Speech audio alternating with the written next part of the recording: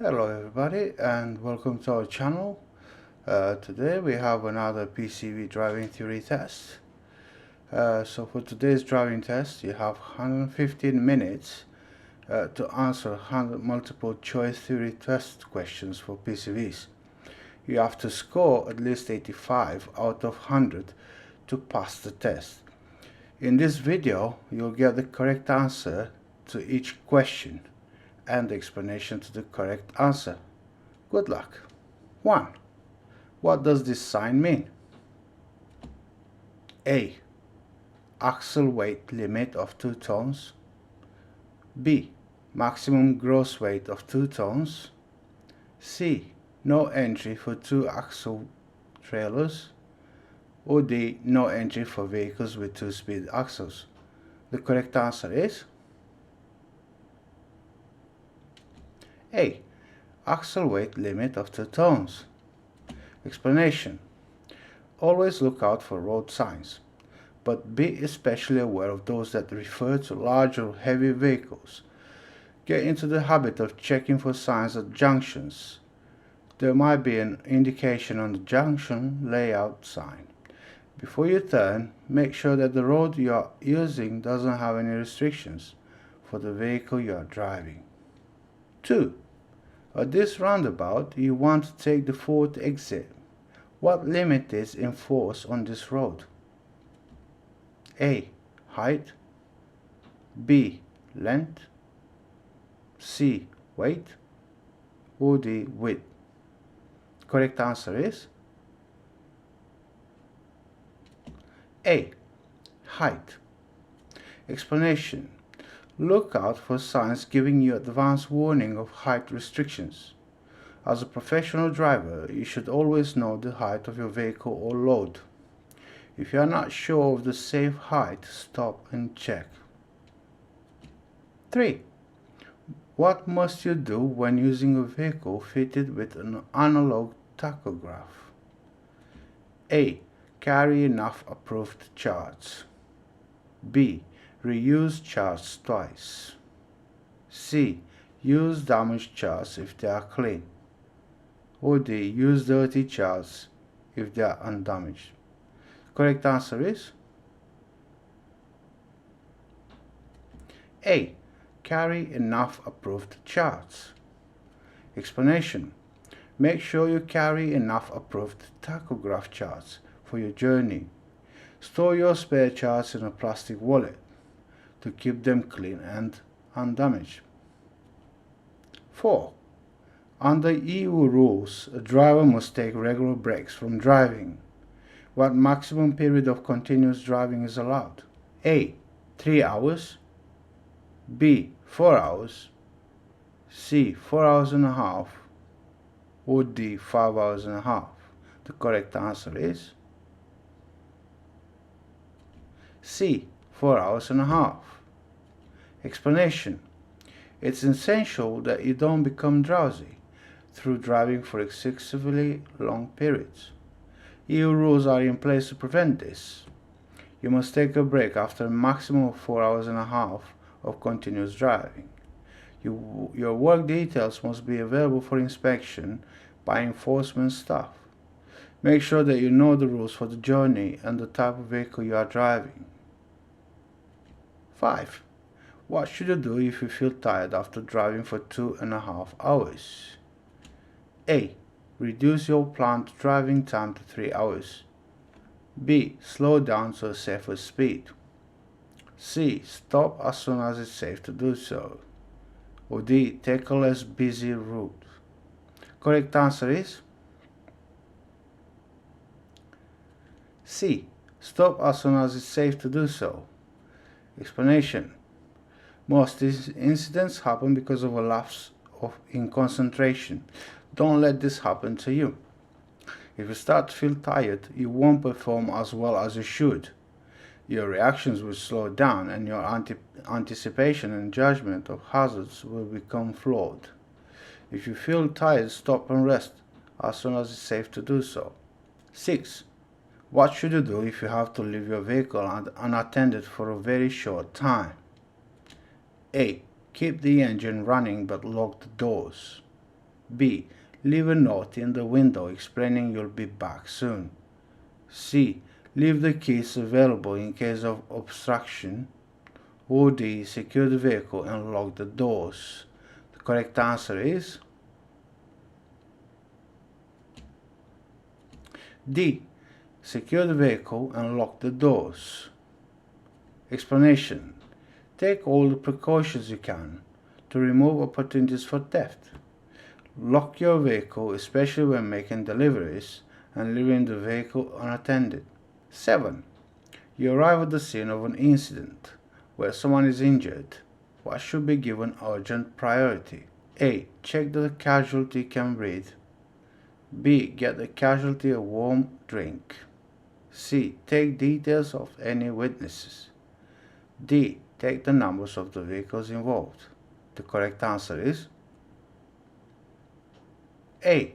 Check that the casualty can breathe. Explanation. Whenever possible, call the emergency services first. If you're able to give first aid, remember DRABC. Check for danger, then check the casualty for a response.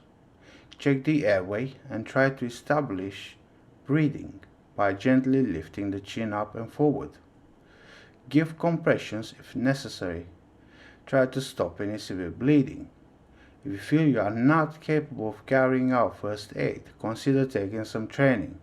It could save a life. 8. When should you stop trying to resuscitate a casualty? A. When they can breathe without help. B. When they've turned blue. C. When you think the ambulance is coming. Or D. When you think they're dead. Correct answer is A. When they can breathe without help. Explanation. If you're trying to resuscitate a casualty, don't give up until medical help arrives. Never assume that someone's dead. People who aren't breathing can survive longer than you might imagine when given chest compressions and mouth-to-mouth resuscitation. 9. A loud buzzer sounds in your vehicle. What's this most likely to indicate? A. Low air pressure.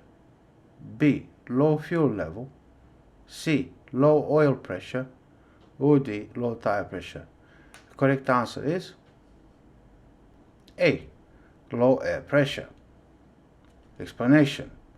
Warning buzzers are linked to many systems on modern vehicles, including the air brakes. Warning light on the dashboard may help you identify the system that's caused the problem. Stop in a safe place until the fault has been identified and put right. Get professional help if necessary. 10. What should you be aware of before opening your cab door? A. Loose grab rails near the door. B. People crossing the road behind you. C. The height of your cab from the ground. Or D. Vehicles passing near the door. The correct answer is D. Vehicles passing near the door. Explanation. It can be dangerous for vehicles passing close by if you open the door carelessly.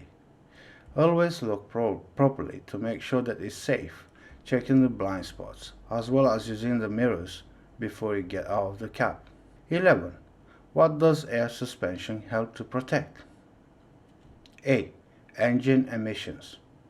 B. Tachograph accuracy. C. The fuel system. D. Underground services. The correct answer is D. Underground services. Explanation. Air suspension reduces the pounding of the vehicle on an uneven road surface.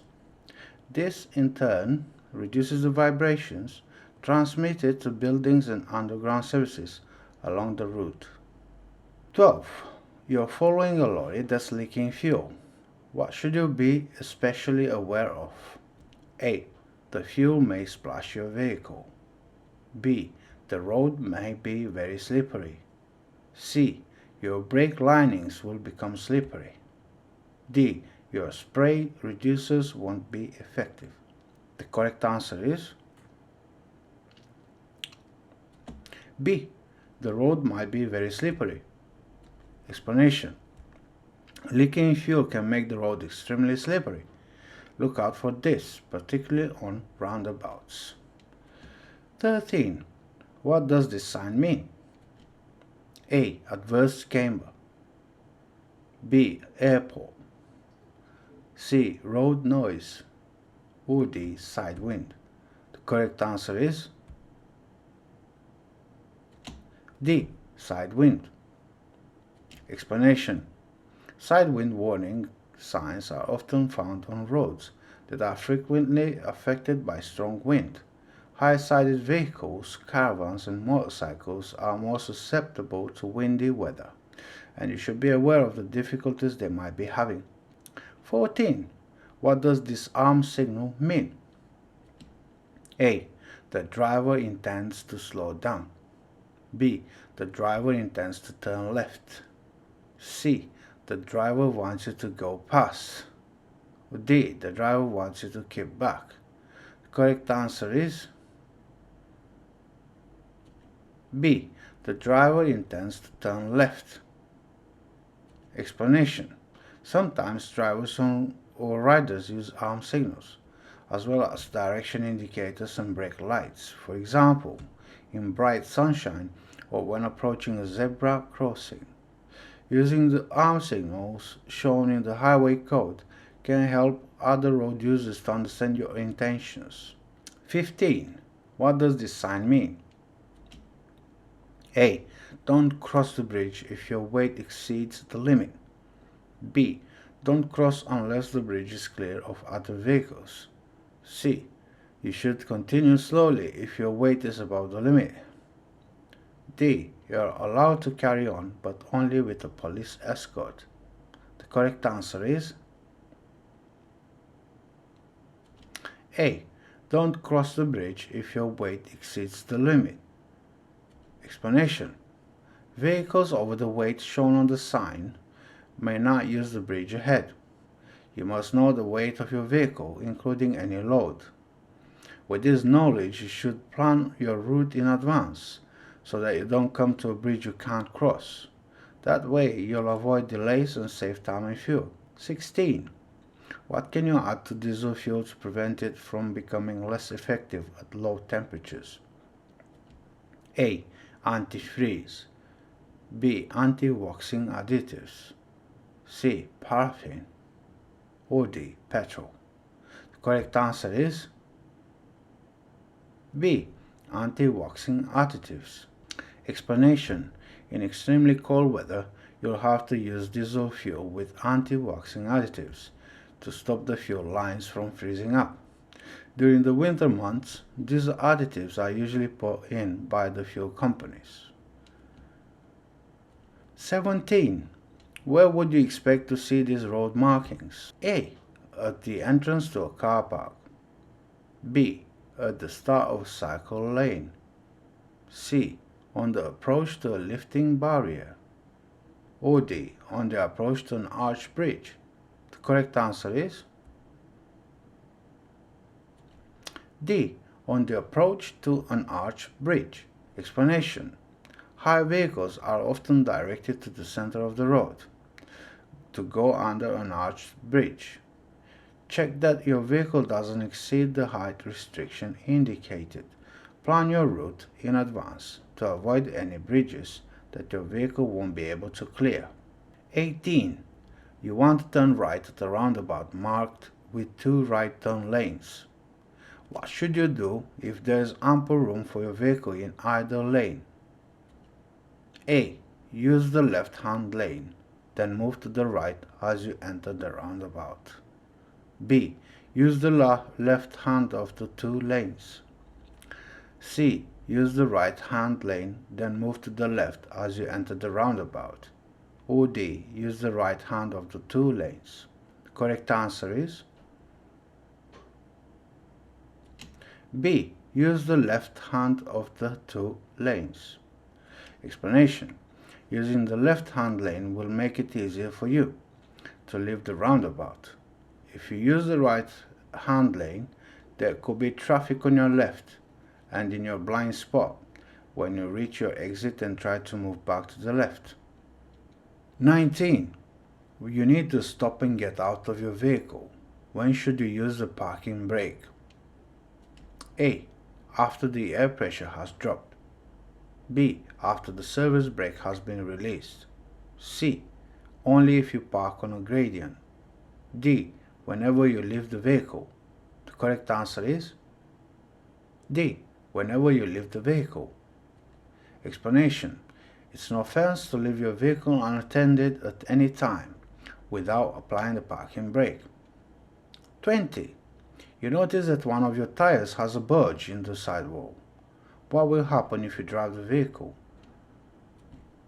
A. The vehicle will become unstable on corners.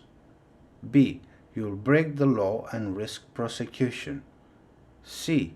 Your speedometer will give an incorrect reading. D. Your tachograph reading won't be accurate. The correct answer is B. You'll break the law and risk prosecution. Explanation. It's a legal requirement that your tires have at least the minimum permitted depth of tread and are in good condition before you start any journey. Make sure that you inspect them before setting off and at regular intervals. 21. Where does a high-pressure fuel injector deliver fuel? A. Into the carburetors. B. Into the combustion chamber. C. Into the crankcase. Or D. Into the manifold. The correct answer is B. Into the combustion chamber. Explanation. Most diesel engines use a high-pressure fuel injector system that will deliver pressurized fuel directly into the combustion chamber of the engine.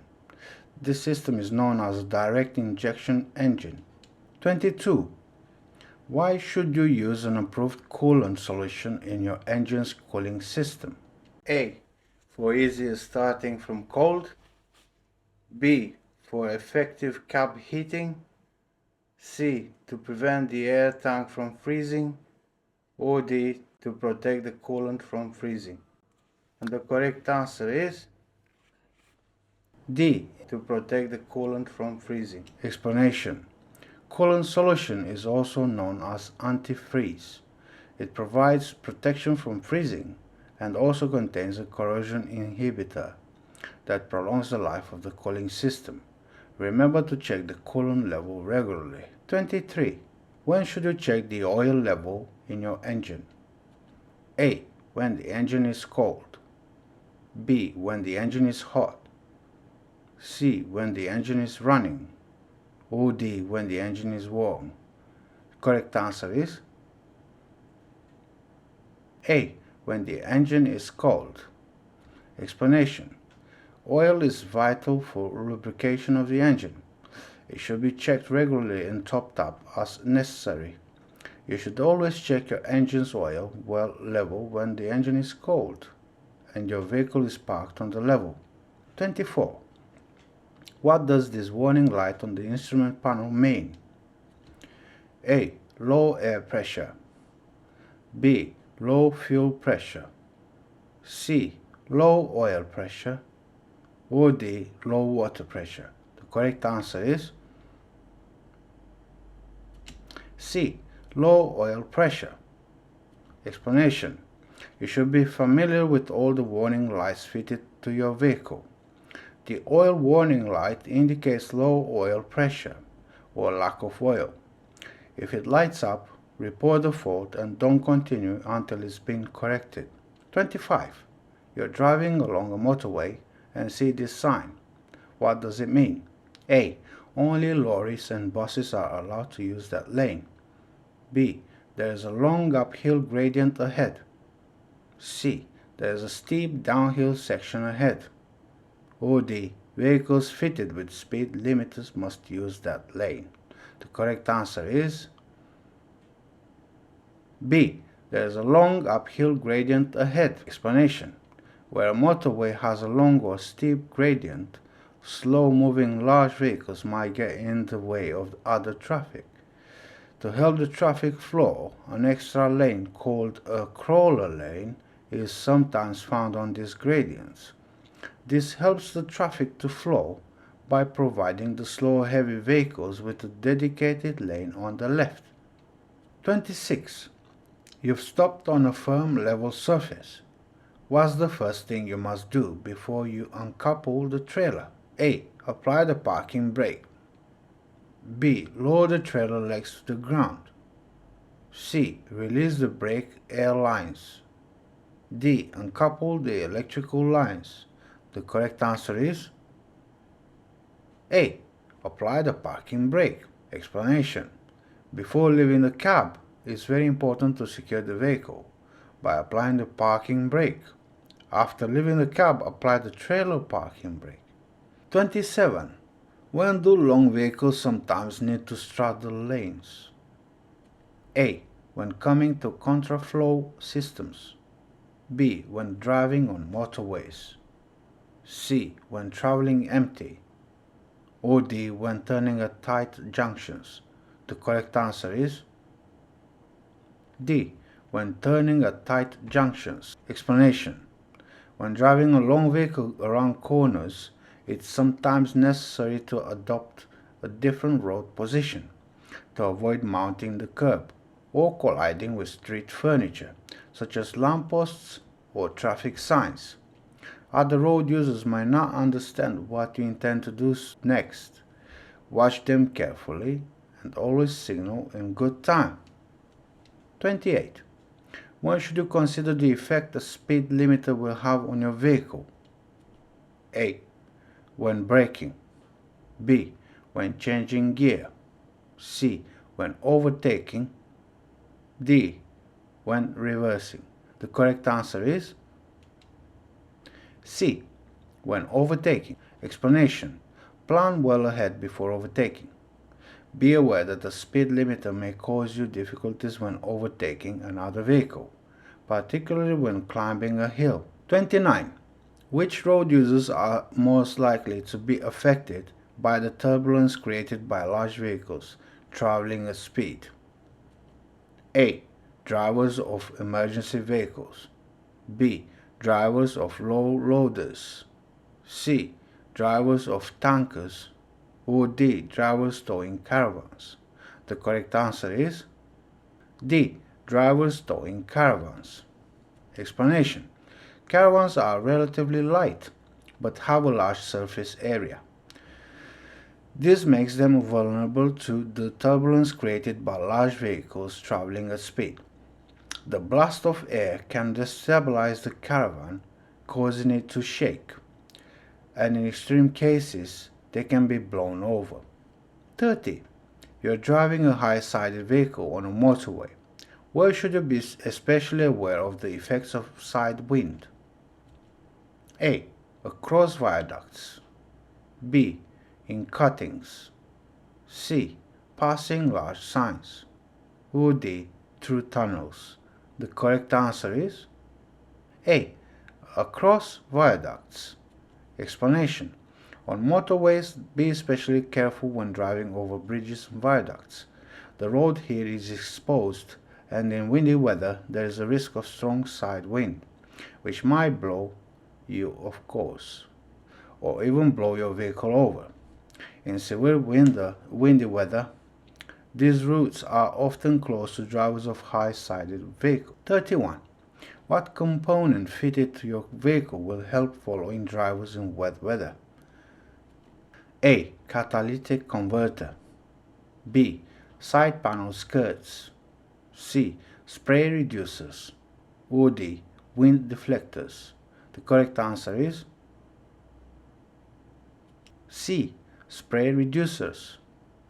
Explanation. Spray reducers or spray suppression equipment are attachments fitted around the wheel arches of large vehicles. They effectively trap spray thrown up from the wheels, which would otherwise reduce visibility for other road users. 32. How should you drive through flood water? A. As quickly as possible to cause the least delay. B. At normal speed when you have spray reducers fitted. C. Slowly in a high gear with engine speed low. D. Slowly in a low gear with engine speed high. The correct answer is D. Slowly in a low gear with engine speed high. Explanation. It's important to use a low gear and keep the engine speed high to prevent water from entering the engine through the exhaust system. In these circumstances, it might be necessary to slip the clutch to keep the road speed as low as possible. 33. You're driving a large vehicle in a heavy rain on a motorway. You slow down to reduce the risk of aquaplaning. For what other reason should you slow down? A. To force other drivers to act properly and slow down. B. To prevent water from entering the braking system. C. To reduce the amount of spray thrown up. Or D. To stop the electrics getting wet. The correct answer is C. To reduce the amount of spray thrown up. Explanation. Driving at high speed on a wet motorway can throw up dense spray, making it very difficult for other drivers to see ahead. Driving more slowly reduces the amount of spray, and this makes it safer for other drivers. 34. What should you do if you are feeling tired but there is nowhere to stop safely? A. Ensure a supply of fresh air. B. Gently tap the steering wheel. C. Increase your speed to find a stopping place more quickly. Or D. Keep changing speed to improve your concentration. The correct answer is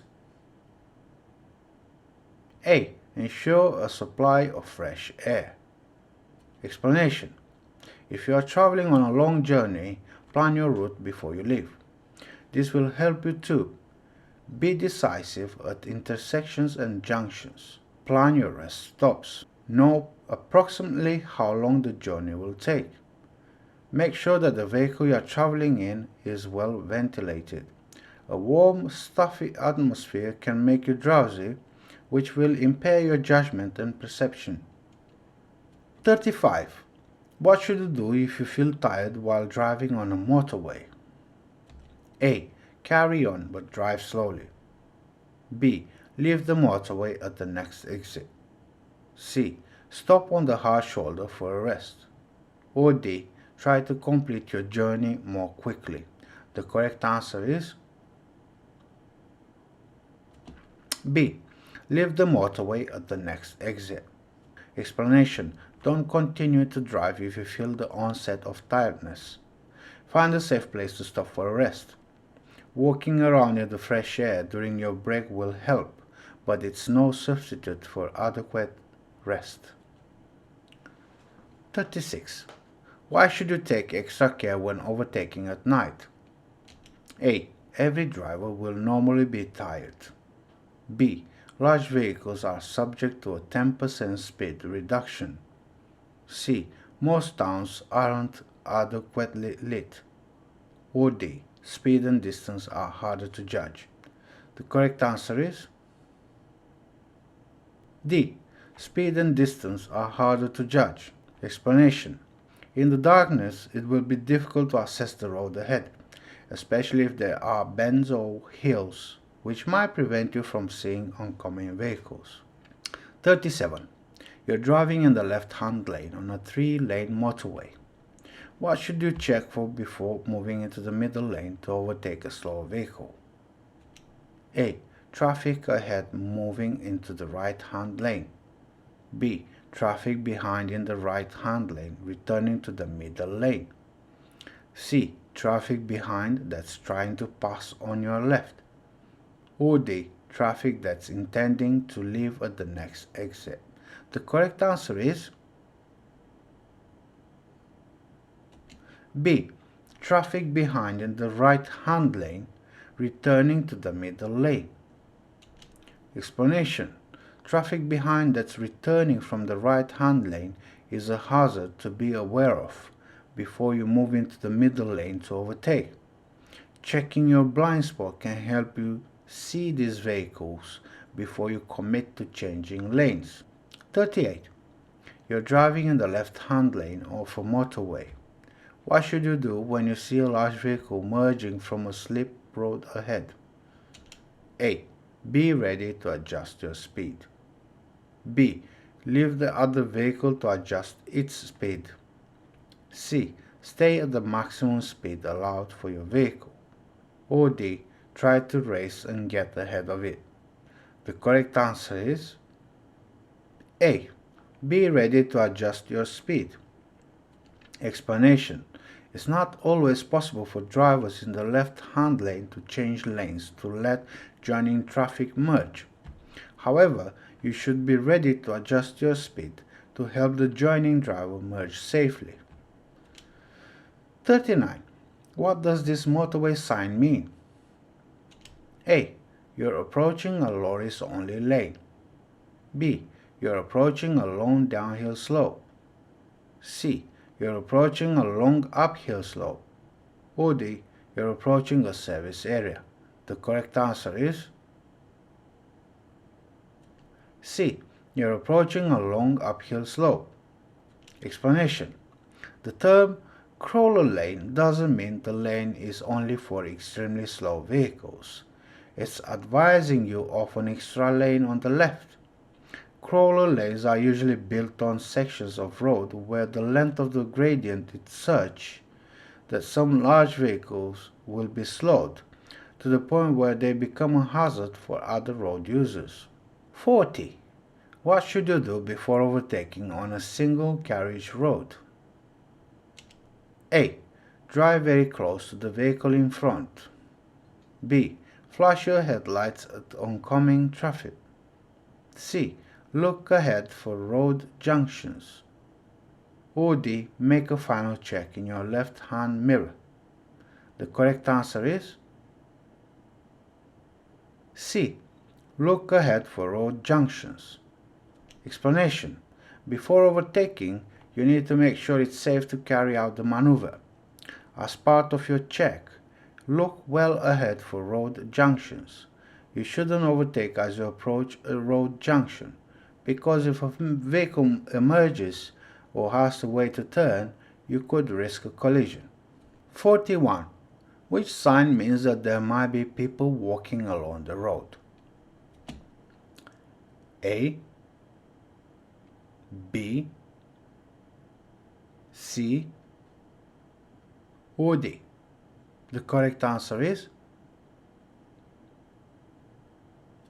D. Explanation. Always check the road signs. They'll inform you of hazards ahead, so you know what problems to expect. A number of different signs show pedestrians in different situations. Learn them all so you'll understand the hazards you are likely to meet. 42. What does this sign mean? A. A route for cyclists only. B. A route for pedestrians and cyclists. C. A route for pedestrians only. Or D. No route for pedestrians and cyclists. The correct answer is B. A route for pedestrians and cyclists. Explanation. This share route is for pedestrians and cyclists only. Be aware that when it ends, the cyclists will be rejoining the main road. 43. What action would you take when elderly people are crossing the road? A. Be patient and allow them to cross in their own time. B. Rev the engine to let them know that you are waiting. C. Tap the horn in case they are hard of hearing. Or D. Wave them across so they know that you've seen them. The correct answer is A. Be patient and allow them to cross in their own time. Explanation. Don't hurry elderly people across the road by getting too close to them or revving the engine. Be aware that they might take longer to cross. They might also have hearing difficulties and not hear you approaching. 44. What should you do if you see two elderly pedestrians about to cross the road ahead? A. Be careful. They might misjudge your speed. B. Expect them to wait for you to pass. C. Speed up to get past them quickly. Or D. Stop and wave them across the road. The correct answer is A. Be careful, they might misjudge your speed. Explanation. Elderly pedestrians might have impaired judgment, hearing and/or vision. Be aware that if they do start to cross, they could take more time to do so. 45. Why mustn't you stop on these road markings? A. It would obstruct delivery vehicles' access to the school. B. It would obstruct emergency vehicles' access to the school. C. It would obstruct everyone's view of the area. Or D. It would obstruct teachers' access to the school. The correct answer is C. It would obstruct everyone's view of the area. Explanation. These markings are found on the road outside schools. Don't stop or park on them even to sit down or pick up children. The markings are to make sure that drivers, riders, and children have a clear view. 46. You're traveling behind a moped. What should you do if you want to turn left a short distance ahead? A. Overtake the moped before the junction. B. Pull alongside the moped and stay level until just before the junction. C. Sound your horn as a warning and turn in front of the moped. Or D. Stay behind until the moped has passed the junction. The correct answer is D. Stay behind until the moped has passed the junction. Explanation. Passing the moped and then turning into the junction could mean that you cut across in front of the rider. This might cause them to slow down, stop, or even lose control. 47. What should you do if you are following a learner driver who stalls at a junction? A. Be patient as you expect them to make mistakes. B. Immediately steer around them and drive on. C. Start to rev your engine if they take too long to restart. Or D. Stay very close behind and flash your headlights. The correct answer is A. Be patient as you expect them to make mistakes. Explanation. Learning is a process of practice and experience.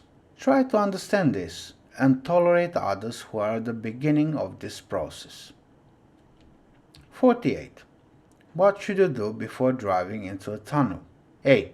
Close your sunroof. B. Remove your sunglasses. C. Switch off your radio. Or D. Switch on your windscreen wipers. The correct answer is B. Remove your sunglasses. Explanation. Before driving into a tunnel, you should take off your sunglasses. If you don't, you'll find that your vision is restricted, even in a tunnel that appears to be well lit. 49. What should you do when you drive into a tunnel? A. Use dipped headlights. B. Use front spotlights. C. Use parking lights. Or D. Use rear fog lights. The correct answer is A. Use dipped headlights. Explanation. Before entering a tunnel, you should switch on your dipped headlights. This helps you to see and be seen. In many tunnels, using headlights is a legal requirement. You should also remove your sunglasses before you drive into a tunnel. 50. You are driving through a tunnel. What should you do if your vehicle breaks down? A. Rely on CCTV cameras seeing you. B. Remain in your vehicle. C. Switch on hazard warning lights. Or D. Wait for the police to find you. The correct answer is C. Switch on hazard warning lights. Explanation. If your vehicle breaks down in a tunnel, it could present a danger to other traffic. First, switch on your hazard warning lights. If there are passengers in your vehicle, take them to the nearest exit point. You should then call for help from an emergency telephone. Don't rely on being found by the police. or being seen by a CCTV camera. The longer a vehicle stays in an exposed position, the more danger it poses to other traffic. 51. What does this sign mean? A. Hump bridge. B. Risk of grounding. C. Road liable to subsidence. Or D. Uneven road. The correct answer is B. Risk of grounding. Explanation. If you see this sign, be aware that there is a danger of grounding. This can happen where there is a pronounced bump in the road, such as at a level crossing or a hump bridge. 52. What should be your main concern as you approach this sign? A. Your vehicle's height. B. Your vehicle's length. C. Your vehicle's weight. Or D. Your vehicle's width. The correct answer is B. Your vehicle's length. Explanation. At hump bridges, there is a risk of long vehicles grounding. If you aren't sure whether the flow of your vehicle will clear the bridge, find another route. 53.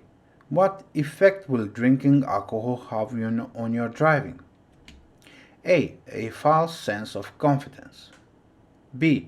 Better forward planning. C. Faster reactions. Or D. Greater awareness of danger. The correct answer is A. A false sense of confidence. Drinking alcohol will reduce your ability to drive safely. One drink is too many if you're going to drive. 54. What are the consequences of driving your vehicle when it's emitting excessive exhaust smoke? A. Its fuel consumption will improve. B. The brakes will fade more easily. C. You'll be breaking the law. Or D. Your vision ahead will be reduced. The correct answer is C. You'll be breaking the law. Explanation. It's illegal to drive a vehicle that's emitting excessive exhaust smoke, so you should get the problem fixed as soon as you're aware of it. Excessive exhaust smoke increases pollution and creates a hazard for other road users. 55. What should you do when you are following a scooter on a poor road surface? A. Overtake without any delay. B. Sound your horn as you get close. C. Stay close behind until you can pass. Or D. Stay well back and allow them room. The correct answer is D. Stay well back and allow them room. Explanation. On a poor road surface, the rider might need to move out to avoid potholes. You might not get much warning. A look to the right or a lifesaver check might warn you that they are about to move out. Stay well back and allow the rider plenty of room until you can pass safely. 56. What must you be certain of before you overtake at night? A. The road's well lit. B. There is an overtaking lane. C. You can see well ahead.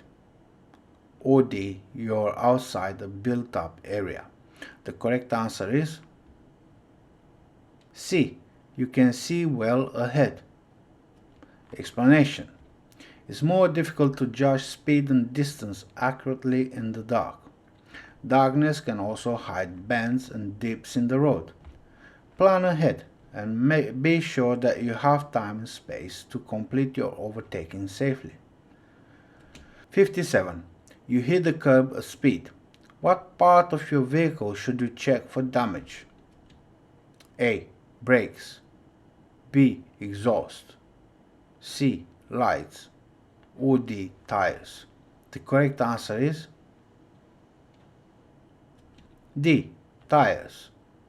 Explanation. Hitting the curb at speed can split the tire or put the steering and suspension geometry out of alignment. Have it checked as soon as possible. A sudden puncture in a front tire could result in a loss of steering control and a serious crash. 58. What time gap should you leave when you are following a vehicle on a wet road? A. At least 4 seconds. B. At least 1 second. C. At least 3 seconds. Or D. At least 2 seconds. The correct answer is A. At least 4 seconds. Explanation. Wet roads will increase the time it takes you to stop. 4 seconds is the minimum gap you should leave on wet roads. This is double the gap you should normally keep from the vehicle in front on good dry roads. 59. You've had an incident while driving through a tunnel. You aren't injured, but your vehicle can't be driven. What's the first thing you should do in this situation? A. Rely on other drivers to phone the police. B. Sweep up any debris that's in the road. C. Switch off the engine and switch on hazard warning lights. Or D. Take the names of witnesses and other drivers. The correct answer is C. Switch off the engine and switch on hazard warning lights. Explanation. If you're involved in an incident in a tunnel, be aware of the danger this can cause to other traffic. You should immediately switch on your hazard warning lights and switch off your engine. 60. What could happen if there isn't enough oil in your engine? A. It might break down. B. It might produce more power. C. It might run faster. Or D. It might use less fuel. The correct answer is A. It might break down. Explanation. You should check your oil level regularly and pay attention to any oil warning devices. A damaged engine can be very expensive to mend. It could also cause sudden and unexpected loss of control, putting you and others in danger. If your engine seizes, you should make every effort to stop in a safe place. 61. Bus and lorry tires have codes on their sidewalls. What do these codes refer to? A. Minimum temperature. B. Running pressure. C. Speed capability. Or D. Tread depth. The correct answer is C. Speed capability. Explanation. Codes are shown on the wall of the tire. This refers to the maximum load and speed capability of the tire. 62. Why are energy-saving tires effective? A. They cost less to produce. B. They don't puncture at high speed. C. They have a reduced rolling resistance. Or D. They have no tread pattern. The correct answer is C. They have a reduced rolling resistance. Explanation. Energy-saving tires keep fuel costs down because they have a lower rolling resistance and better grip than ordinary tires. You should consider this when replacing your tires. 63. What should you be on the lookout for before changing lanes in slow-moving queuing traffic? A. Breakdown vehicles. B. Filtering motorcyclists. C. Private hire taxis. Or D. Traffic cones. The correct answer is B. Filtering motorcyclists. Explanation. In slow-moving traffic, particularly on dual carriageways or motorways, always be on the lookout for motorcyclists who approach from behind and filter through narrow gaps between vehicles. 64. You've parked for a short time in a town while you plan your route. What should you do while your vehicle is parked? A. Hold the engine at a fast tick over to maintain air pressure. B. Keep the engine running on tick over. C. Rev the engine occasionally to maintain air pressure. Or D. Switch off the engine. The correct answer is D. Switch off the engine. Explanation. Turning off the engine is safer and emits less fumes into the environment. Leaving the engine idling unnecessarily will also waste fuel. 65. Spilled diesel makes the road very slippery. Which vehicles will be most at risk from this hazard? A. Buses. B. Lorries. C. Motorcycles. Or D. Tractors. The correct answer is C. Motorcycles. Explanation. Take care to secure caps and tank hatches. Diesel is very slippery and, if spilled on the road, is particularly dangerous to motorcyclists. 66. What should you do when you are following a motorcyclist on an uneven road? A. Allow extra room in case they swerve to avoid potholes. B. Allow less room so you can be seen in their mirrors. C. Allow the same room as you would in any other road user. D. Overtake them immediately. The correct answer is A. Allow extra room in case they swerve to avoid potholes. Explanation. Potholes and raised drain covers in the road can unsteady a motorcyclist. They might suddenly swerve to avoid these uneven surfaces. Watch out at places where the road is in poor condition and this is likely to occur. 67. Why should you slow down when you see this sign? A. To avoid splashing others with water. B. To avoid throwing up loose chippings. C. To prevent grit from blocking your air filter. Or D. To reduce the risk of a blowout. The correct answer is B. To avoid throwing up loose chippings. Explanation. This sign is usually accompanied by a reduced speed limit. When chippings fly out from your tires, they can cause a lot of damage to other vehicles or injury to pedestrians, cyclists, and motorcyclists. Slowing down will reduce the risk. 68. You are on a motorway. What does it mean when a red cross is displayed above the hard shoulder? A. Stop in this lane to answer your mobile phone. B. This lane can be used if you need the rest. C. You might use this lane as a running lane. Or D. You shouldn't use this lane as a running lane. The correct answer is D. You shouldn't use this lane as a running lane. Explanation. On smart motorways, the hard shoulder can be used as a running lane when a speed limit is shown above it. However, a red cross above the hard shoulder means that this lane shouldn't be used except for emergencies and breakdowns. 69. You're traveling on a motorway. A red cross is displayed on the gantry signals above the hard shoulder and mandatory speed limits are shown above all other lanes. What does the red cross mean? A. The hard shoulder can be used as a normal running lane. B. The hard shoulder can be used as a rest area if you feel tired. C. The hard shoulder has a speed limit of 50 miles per hour. Or D. The hard shoulder is for emergency or breakdown use only. The correct answer is D. The hard shoulder is for emergency or breakdown use only. Explanation. A red cross above the hard shoulder means that it's closed as a running lane and should only be used for emergencies or breakdowns. At busy times, the hard shoulder might be used as a running lane. The red cross will then be replaced by a mandatory speed limit sign. 70. You are at the scene of an incident. What would suggest someone is suffering from shock? A. A flushed complexion.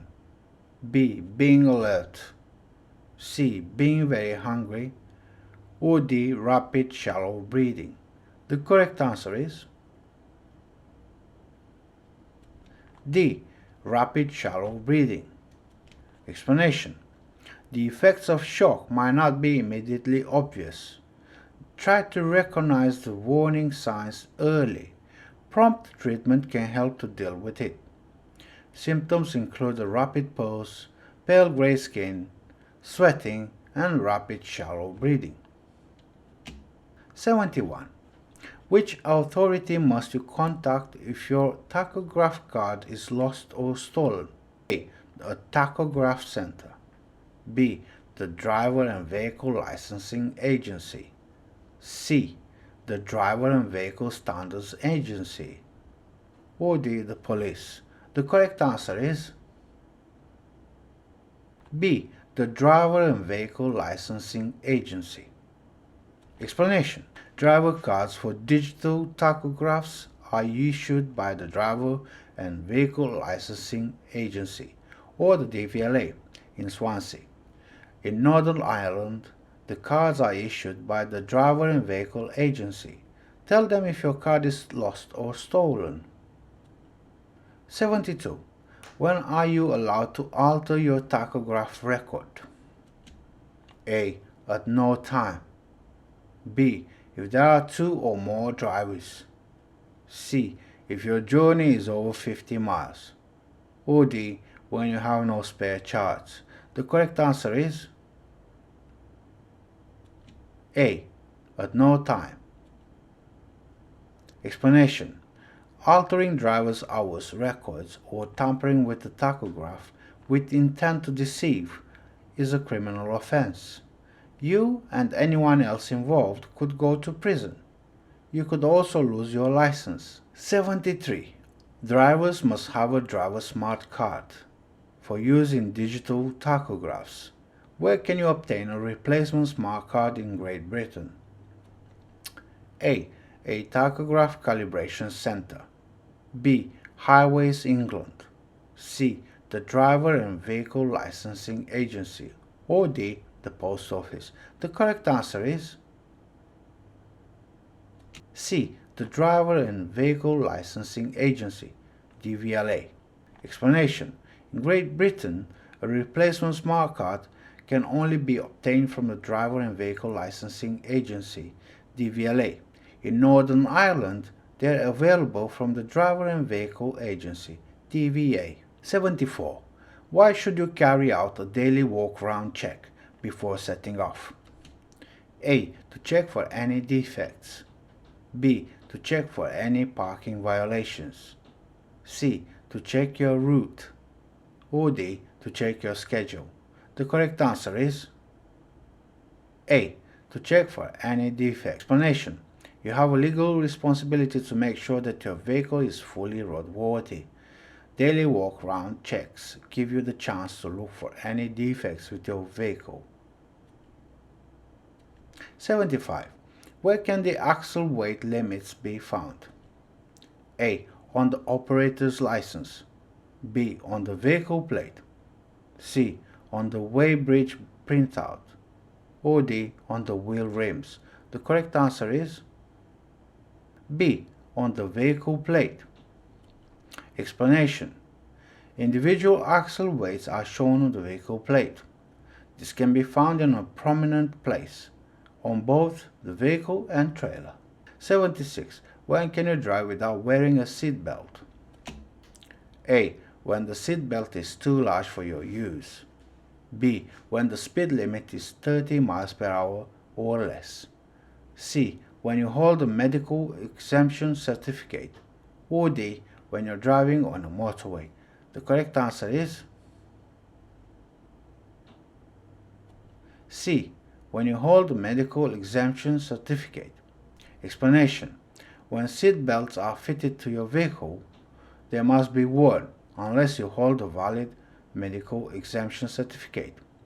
People making deliveries or collections in goods vehicles are also exempt when they're traveling less than 50 meters, 162 feet. 77. Which ancillary equipment will cause the greatest increase in fuel consumption? A. Airbags. B. Air brakes. C. Air conditioning. Or D. Air suspension. The correct answer is C. Air conditioning. Explanation. A number of ancillary systems use power from the engine to operate. The downside to this is that fuel consumption can increase. Air conditioning can increase fuel consumption by up to 15%. 78. When may a driver take their rest period in a parked vehicle? A. If a smoke alarm is fitted. B. If it's fitted with a bunk. C. If the vehicle is in an authorized coach park. D. If there are no passengers on board. The correct answer is B. If it's fitted with a bunk. Explanation. Some vehicles are fitted with sleeping accommodation for the driver. If your vehicle has this facility, you are allowed to take your daily rest period there, provided your vehicle is stationary. 79. What's the main reason for using smooth acceleration when you are driving a bus? A. To improve fuel consumption. B. To improve passenger comfort. C. To reduce wear on the engine. Or D. To reduce wear on the tires. The correct answer is B. To improve passenger comfort. Explanation. Operators often publicize journeys as being comfortable, convenient, and fast. You play an important part in delivering this standard of service. 80. You're driving a coach carrying elderly people. You arrive at the scene of an incident. What should you do if the emergency services have already arrived? A. Ask your passengers to find out what's happening. B. Don't tell your passengers anything in case you upset them. C. Leave your passengers on the bus and see what's happening. Or D. Tell your passengers what's happening without upsetting them. The correct answer is D. Tell your passengers what's happening without upsetting them. Explanation. At the scene of an incident, you should tell your passengers what has happened while reassuring them that they are not in danger. Explain to them that the emergency services are dealing with it and they should remain on the coach. 81. You're driving a 3-axle double-deck bus and have the steering turned onto full lock. What should you do to avoid rear tire scrub? A. Apply the exhaust brake retarder. B. Drive at a very low speed. C. Reduce the pressure in the rear tires. Or D. Use the highest gear possible. The correct answer is B. Drive at a very low speed. Explanation. When turning tight corners, allow for the course the wheels will take. A very low speed is advisable when the steering is on full lock. This is to minimize any scrubbing effect on the rear tires. 82. What must you be aware of when you're driving a bus with a high driving position? A. Passengers will have to look up to you. B. The blind area close in front. C. The lack of headroom in the cab. Or D. Your judgment of speed will be impaired. The correct answer is B. The blind area close in front. Explanation. It's essential that you are constantly aware of the other road users and pedestrians around you. A routine of effective mirror checking should be established. You must also know when it's essential to make checks in the blind spots, for example, just below the near side front of the vehicle, where a pedestrian or a cyclist could be out of sight when you move off. 83. You'll be waiting at the terminus for some time. How can you reduce pollution? A. By keeping your engine at high revs. B. By leaving your engine on tick over. C. By revving your engine. Or D. By switching off your engine. The correct answer is D. By switching off your engine. Explanation. If you have to wait for long periods of time, you should turn your engine off. Noise and exhaust fumes can cause annoyance as well as pollution. 84. You're waiting for some time in a stationary traffic queue. Why should you switch off your engine? A. To keep your passengers cool. B. To reduce exhaust emissions. C. To reduce radio interference. Or D. To save on vehicle air pressure. The correct answer is B. To reduce exhaust emissions. Explanation. When you're stationary for any length of time, for example in a traffic jam, switch off your engine. This will cut exhaust emissions and so help to protect the environment. 85. You've been waiting in a traffic queue for several minutes. What should you do if it's clear that you won't be moving soon? A. Keep your engine at takeover speed. B. Rev your engine occasionally. C. Run the engine at a constant higher speed. Or D. Switch off your engine. The correct answer is D. Switch off your engine. Explanation. Switch your engine off when you are stationary for some time, especially where noise and exhaust fumes may cause annoyance. This can help to protect the environment and save fuel. 86. What could you do to help a passenger who has difficulty walking? A. Drive quickly so the passenger has a shorter journey. B. Make sure the passenger has a window seat. C. Suggest that the passenger stands near the door. Or D. Wait until the passenger has sat down before moving away. The correct answer is D. Wait until the passenger has sat down before moving away. Explanation. Try to wait until your passengers have sat down before you move off. This is even more important if they are elderly or have difficulty walking. Offer help when you think it might be needed. And remember, a smile goes a long way. 87. Your coach often tows a trailer. How often should you check the trailer tires for pressure? A. At least once a month when the trailer is fully laden. B. At least once a month when they are hot. C. At least once a week when they are cold. Or D. At least once a week when they are hot. The correct answer is C. At least once a week when they are cold. Explanation. Just like your bus tires, your trailer tires must be in good condition.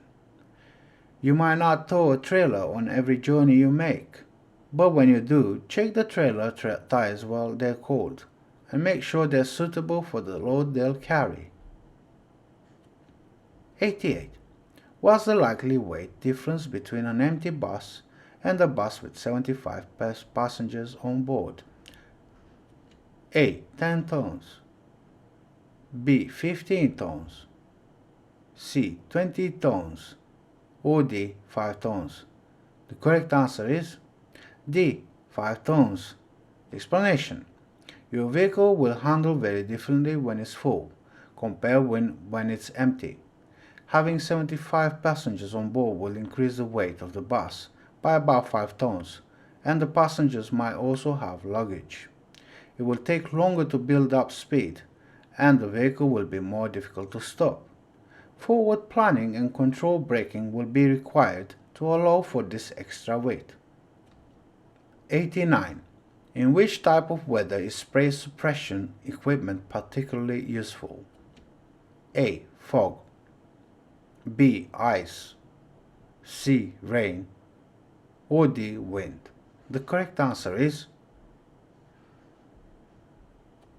C. Rain. Explanation. If there's heavy rain, the spray suppression equipment fitted to your vehicle will protect other road users from loss of vision when following or passing your vehicle. Check the wheel arches to make sure the fitments haven't worked loose and no parts have broken off. Well-maintained equipment will force the spray back down onto the road instead of out to the rear and the sides of the vehicle. 90. You're about to move off in a vehicle that has automatic transmission. What must you do before you select D. Drive? A. Adjust your mirrors. B. Alter your seat position. C. Put your foot on the foot brake. Or D. Signal to move off. The correct answer is C. Put your foot on the foot brake. Explanation. It's important to apply the foot brake before you engage D or drive, so your vehicle doesn't creep forward or roll back out of control when you're about to move away. This can be dangerous, for example, if there's another road user close behind. 91. While driving through a tunnel, your coach catches fire. What should you do if the vehicle can't be driven any further? A. Get the passengers off and keep them together. B. Make sure the passengers stay in their seats. C. Move the passengers to the front of the coach. Or D. Move the passengers to the rear of the coach. The correct answer is A. Get the passengers off and keep them together. Explanation. If your coach catches fire and it can't go any further, stop at the side of the road, switch the engine off, and switch on your hazard warning lights. Your immediate responsibility is to your passengers. Get them off the coach, keep them together, and take them to the nearest emergency exit. 92. What does the term maximum authorized mass, MAM, mean? A. The weight of your vehicle with both luggage and passengers. B. The weight of your vehicle with luggage but no passengers. C. The weight of your vehicle with passengers but no luggage. Or D. The weight of your vehicle without passengers or luggage. The correct answer is A. The weight of your vehicle with both luggage and passengers. Explanation. Maximum authorized mass, MAM, means the total weight of a vehicle or trailer, including the maximum load that can be carried safely when it's being used on the road. It's also known as gross vehicle weight, GVW, or permissible maximum weight. You are responsible for making sure the MAM isn't exceeded when the vehicle is fully loaded. 93. What should you do if a passenger comments on exhaust smoke in the bus? A. Avoid heavy revving of the engine when stationary. B. Have the emissions checked at the next vehicle inspection. C. Report it as soon as you return to the depot. Or D. Stop and have the fault put right. The correct answer is D. Stop and have the fault put right. Explanation. If exhaust fumes are getting into the vehicle, this could be a danger to your passengers. Stop as soon as it's safe to do so and have the fault put right before continuing. 94. Your double-deck bus breaks down on a busy road. Where should you ask your passengers to move to? A. The front of the bus. B. The lower deck. C. The rear of the bus. Or D. The top deck. The correct answer is A. The front of the bus. Explanation. The greatest risk to a stationary bus is being hit from behind. Moving your passengers forward could reduce the risk of injury if such a collision occurred. 95. You're the driver of a one-person operated double-deck bus. How do you stay aware of passengers on the top deck? A. By counting passengers up and down the staircase. B. By frequent checks upstairs while stopped at bus stops. C. By listening to passengers in the upstairs gangway when approaching bus stops. D. By making full use of the internal mirror system. The correct answer is D. By making full use of the internal mirror system. Explanation. If you're driving a one-person operated double-deck bus, you must make sure that you use your internal mirrors. You need to be able to see passengers who are about to descend the stairs. consider their safety, and avoid harsh braking and steering. 96. What's a vehicle's turning circle? A. The amount by which the vehicle overhangs curbs. B. The amount of space needed for the vehicle to turn. C. The distance by which a vehicle cuts corners. D. The number of turns of the steering wheel between locks. The correct answer is B. The amount of space needed for the vehicle to turn. Explanation. You should be familiar with the room your vehicle needs to make turns or carry out a maneuver. You'll need to consider this as you approach junctions and road layouts. If you're driving a new or temporary vehicle, familiarize yourself with its characteristics before you drive on public roads. 97. Which category of license do you need to drive a 3-axle double-deck coach? A. Category C. B. Category D. C. Category D1. Or D. Category D1 plus E.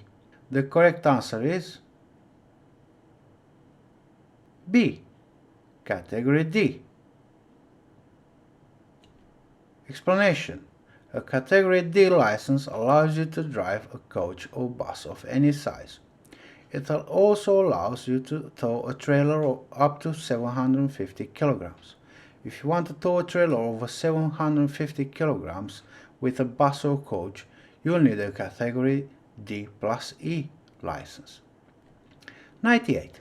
Which license category do you need to drive a bus with 25 passenger seats? A. Category D. B. Category D plus E. C. Category D1. Or D. Category D1 plus E.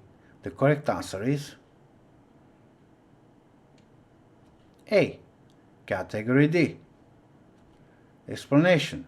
Drivers of coaches or buses with more than 16 passenger seats require a Category D license. 99. A passenger using a wheelchair wants to get on your bus. When may you need to deny them access? A. When the boarding device has failed to work. B. When the heater on the vehicle isn't working. C. When the passenger must remain in a wheelchair. Or D. When the wheelchair won't fit in the luggage rack. The correct answer is A. When the boarding device has failed to work. Explanation. It's unfortunate, but machinery will sometimes break down, despite the best efforts to service it. Don't risk the health and safety of a person with a disability or other passengers by struggling to get them on without the proper equipment. 100. What should you wear when making a walk-around check of your coach? A. Ear protectors. B. Face mask. C. High visibility vest. Or D. Protective goggles. The correct answer is C. High visibility vest. Explanation. You should make yourself clearly visible when you are walking outside your vehicle and close to moving traffic. Thank you all for watching. Please share, subscribe, and like. I'll see you next time. Take care. Bye.